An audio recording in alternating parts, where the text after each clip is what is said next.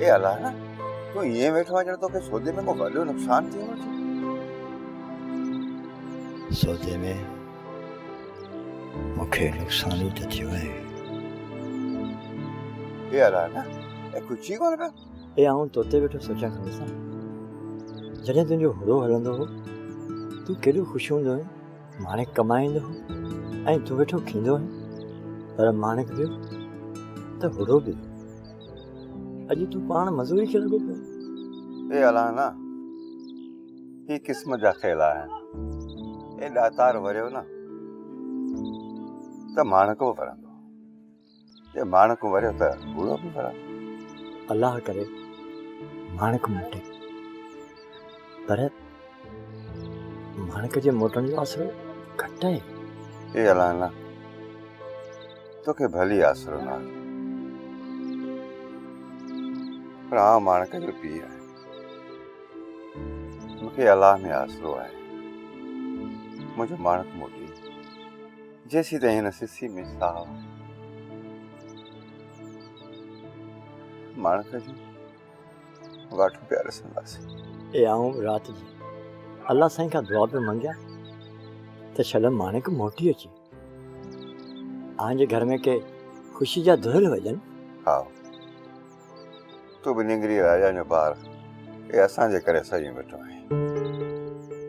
बसि अलाह कंदो माणिक ईंदो त इहो बि तुंहिंजे मथां भार लाहींदासीं। तूं परेशान न थी, अलाह भली कंदो।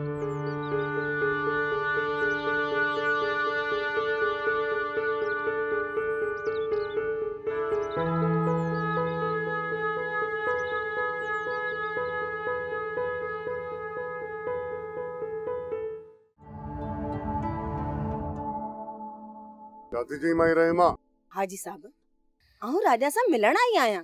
आज वाले राजा सां मिलण खत्म आहे। पर को हाजी साहब राजा मूंखे मुफ्त में कीने ॾिनी, ॾोकड़ वरिता अथव ॾोकड़। अलाह जे ठीअ ते मुंहिंजो पूरो 5 लख रुपए जो ख़र्च थियो आहे। हाणे ठीओ ॼाणे ऐं ॼाणो, आऊं ॼाणा राजा ॼाणे।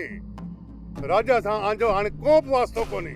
पर हाजी साहब आई अहिड़ो ज़ुल्म न करियो, आऊं राजा जी मां आहियां। राजा खे ॾिसण लाइ मुंहिंजी दिलि तड़पे पई।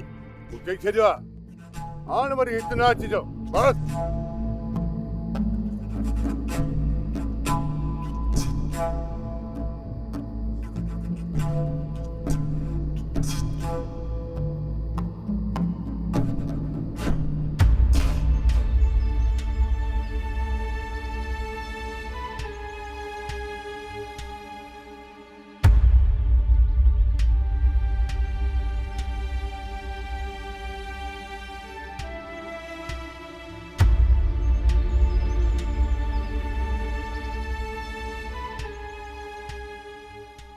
हाणे ड्रामा सीरियल पाणी ऐं प्रीत जा तमाम एपिसोड्स ॾिसो HD क्वालिटी में।